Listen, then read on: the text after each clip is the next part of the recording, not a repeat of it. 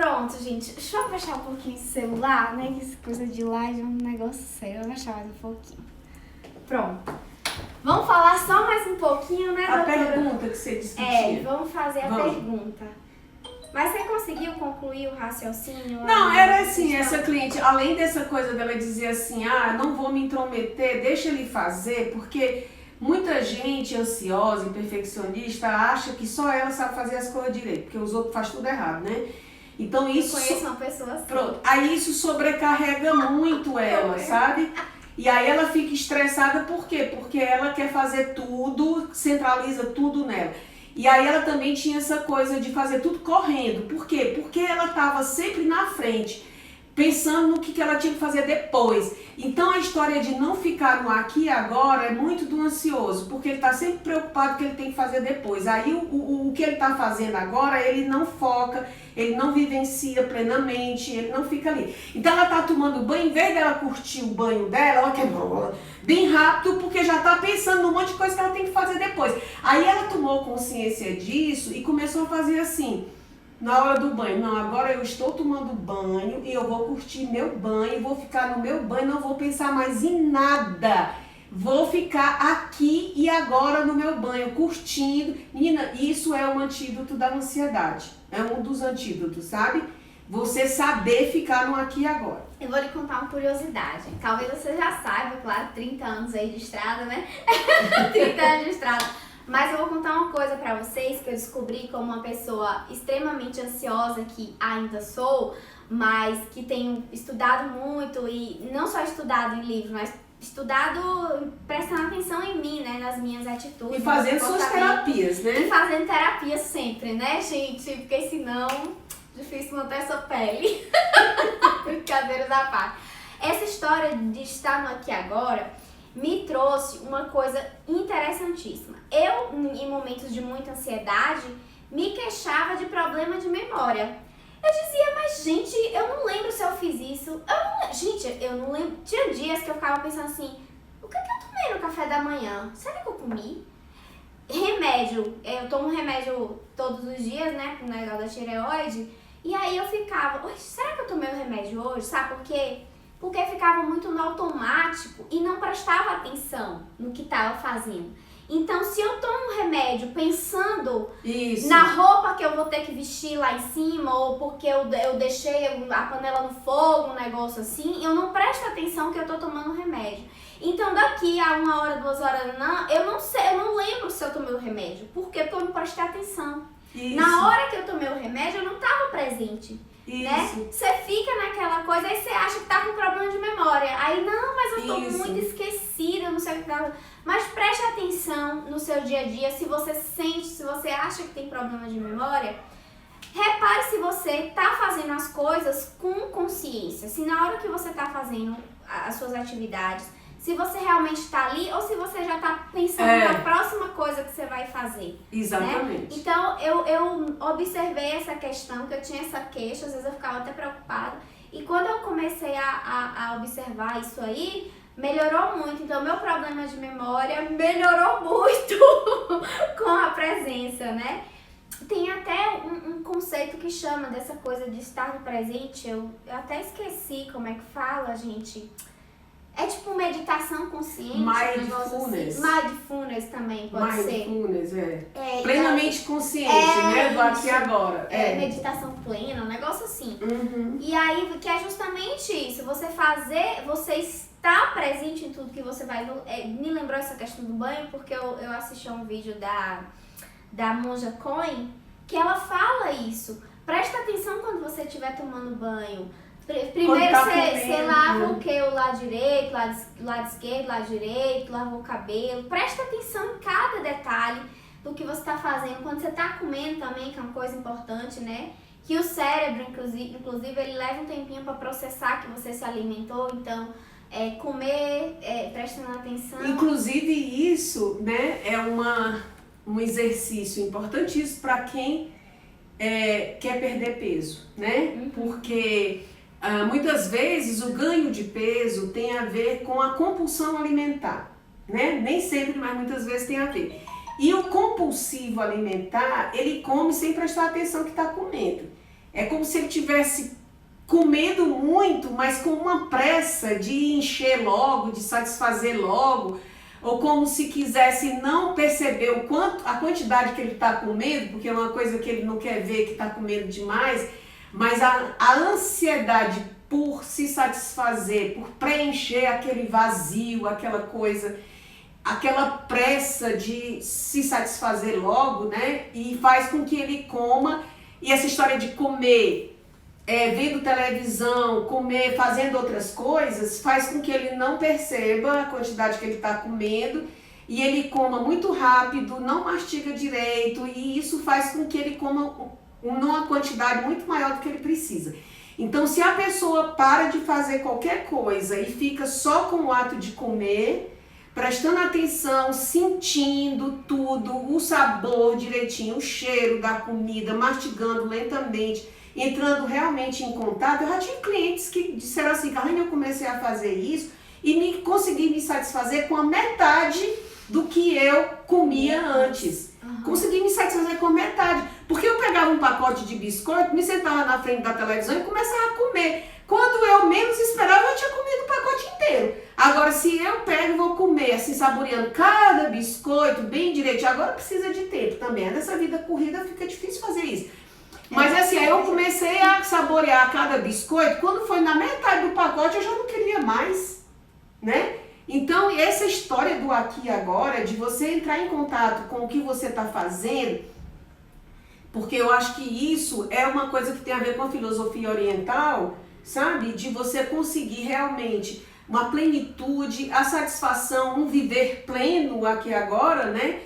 Você aproveita muito mais os momentos da vida, você se realiza muito mais com a sua vida, porque você sente mais prazer, você realmente vive mais. Isso é que é viver realmente, quando você para e foca e vivencia aquilo que você está fazendo a cada momento, porque cada momento é único na sua vida, né? Com certeza. Não existe, né, essa repetição, cada momento é único, e se você souber aproveitar e vivenciar, você tem uma qualidade de vida muito melhor. Até as coisas ruins que você faz por obrigação e que você não quer fazer, por exemplo, lavar uma louça. Porra, que saco, vou ter que lavar essa louça.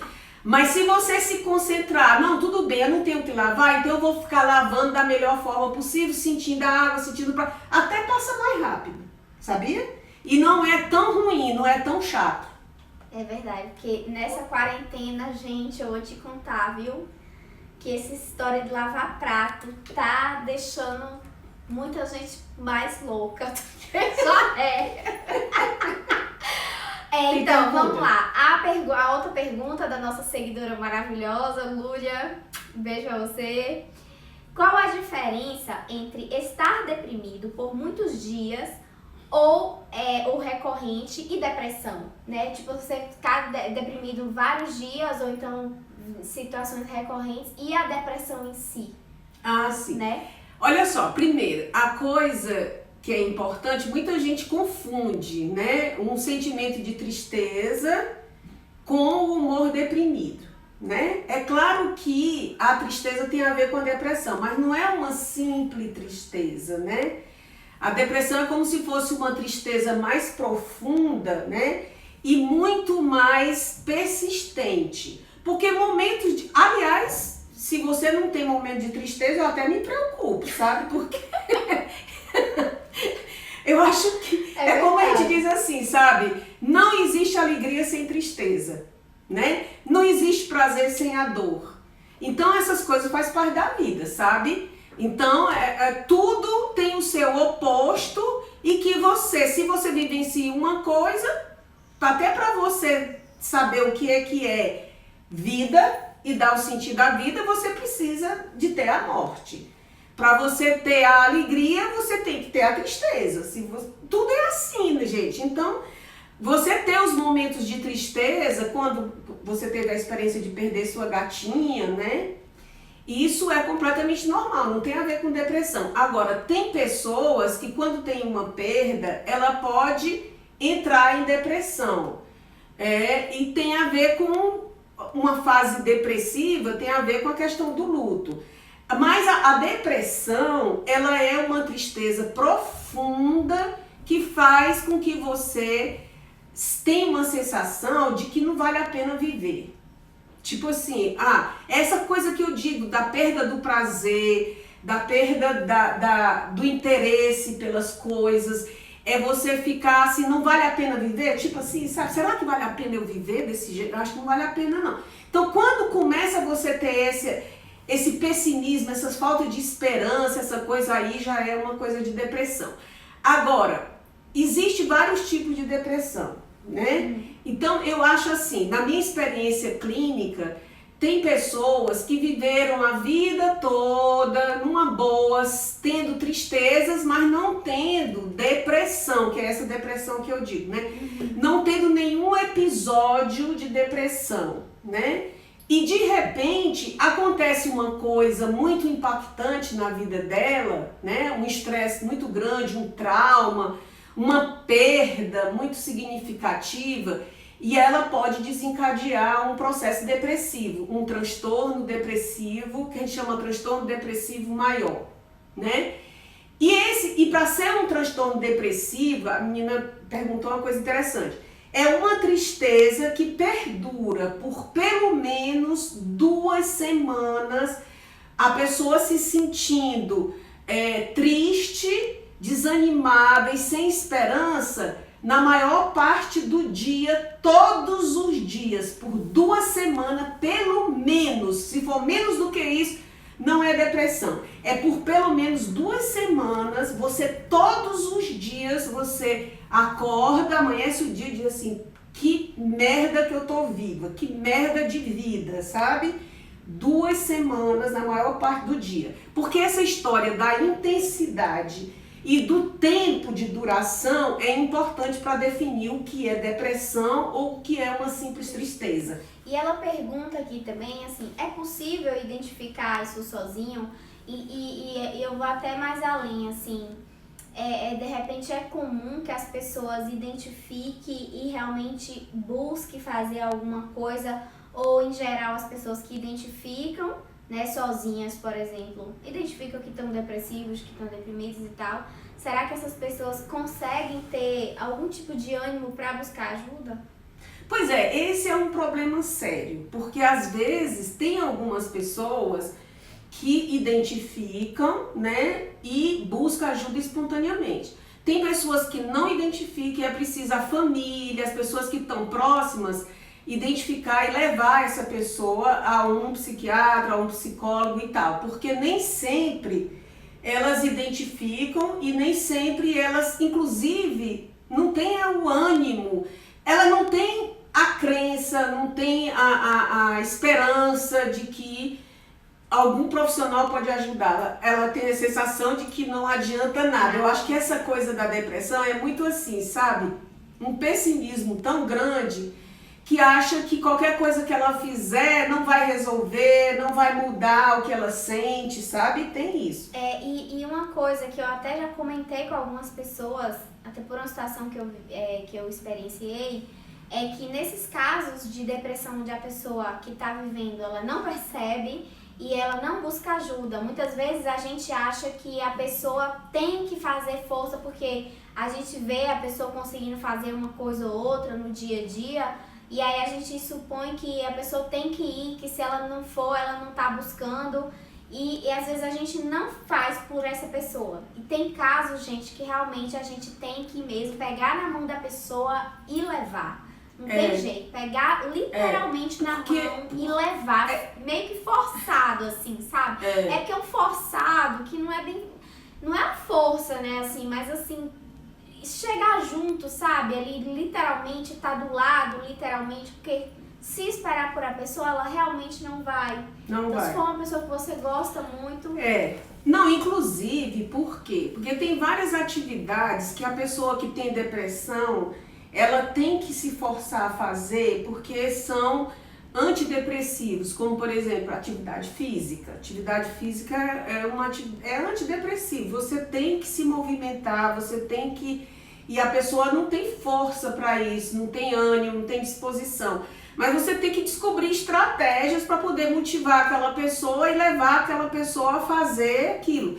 E principalmente atividade ao ar livre, em contato com a natureza também é muito importante. No sol, o sol é antidepressivo, sabe? O sol.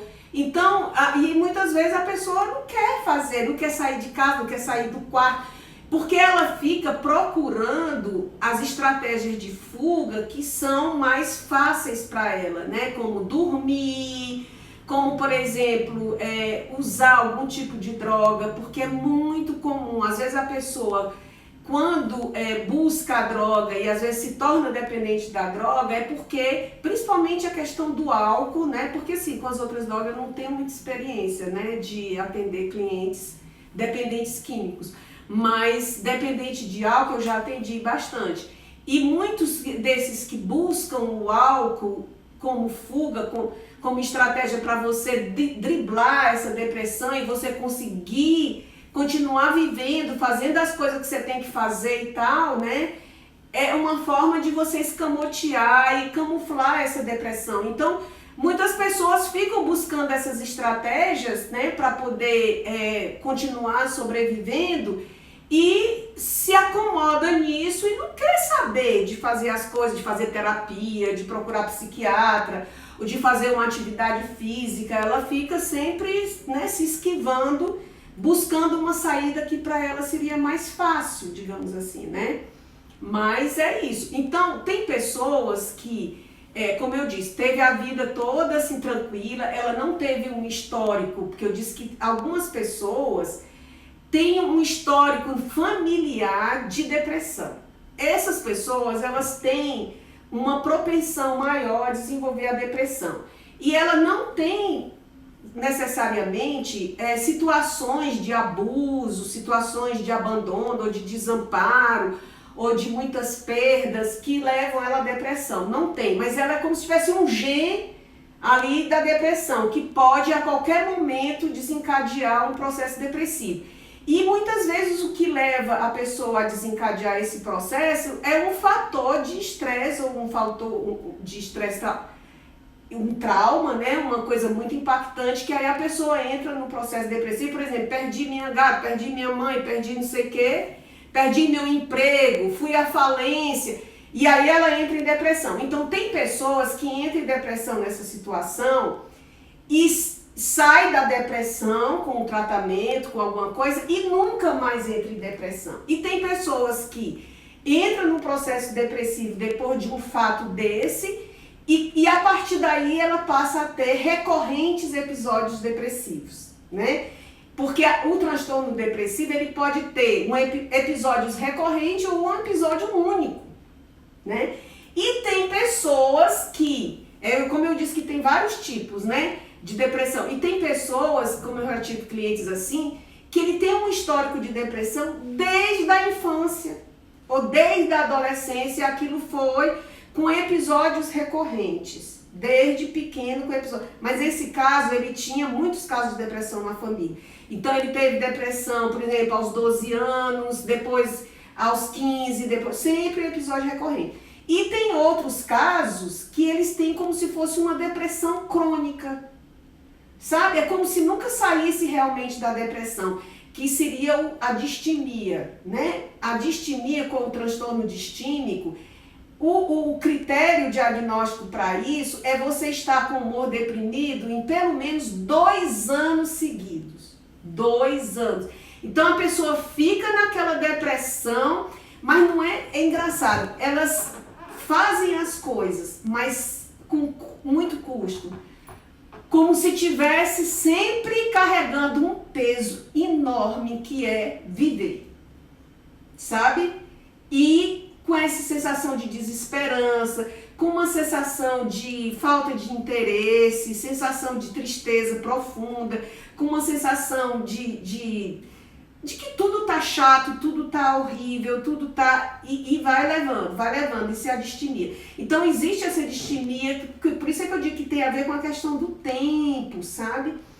E o transtorno depressivo maior que a gente chama, eles são episódios, que pode ser um só ou ser recorrente. Então, existe duas coisas que a gente diz na depressão. Ela pode depender de fatores internos, digamos assim, quando você tem famílias que são muito depressivas, né? E tem os fatores externos, fatores situacionais, né? Do meio ambiente, das experiências, são fatores endógenos e exógenos, digamos assim, né? Às vezes a pessoa tem os dois. É de uma família que tem tendência à depressão, né? Mas viveu situações muito difíceis e tal, aí ela desencadeia, né? E outras pessoas não tem ninguém, sabe? Mas de repente aconteceu uma coisa na vida dela que foi pesado demais e ela desenvolve. Mas geralmente essas pessoas pode ter só um episódio único, depois não tem mais. Os que têm esse transtorno da distimia ou episódios recorrentes, muitas vezes ela tem um histórico de muita gente com depressão na família, inclusive caso de suicídio e tudo mais. Entendi. Entendeu? Doutora, queria muito agradecer pela presença hoje e por compartilhar com a gente de toda essa sua sabedoria, de toda essa experiência, esses anos todos aí de consultório, de atendimento, de faculdade, né, de estudos. Enfim, queria agradecer também a todo mundo que esteve presente. Vamos novamente pedir mais temas para a próxima live. Se vocês quiserem que a gente se aprofunde até dentro desses temas que a gente já trabalhou. Porque tem tanta coisa para falar sobre ansiedade e depressão, Exatamente. né? Aí vocês podem mandar pra gente ou por direct ou então marcar nos comentários, né? Que a gente geralmente deixa a live salva para quem quiser assistir depois, quem quiser compartilhar com outras pessoas que não puderam assistir ao vivo, tá? Um super beijo, obrigada e até a próxima. Valeu, gente. Tchau, tchau. Bom final de semana.